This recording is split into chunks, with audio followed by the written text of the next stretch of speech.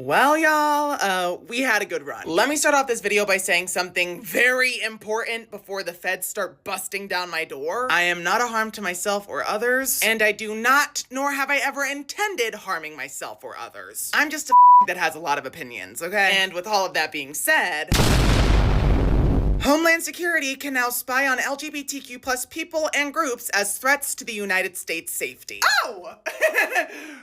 Oh.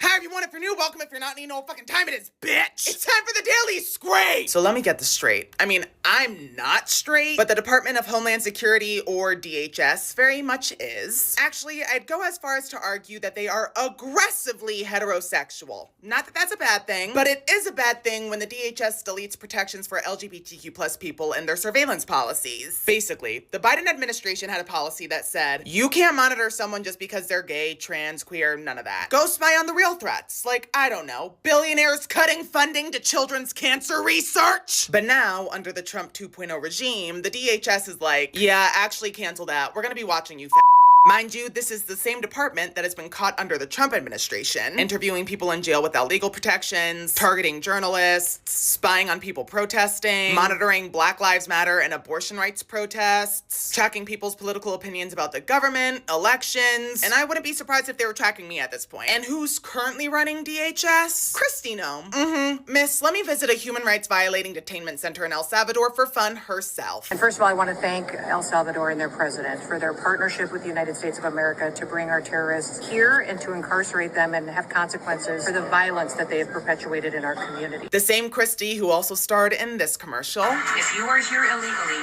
we will find you and we will deport you.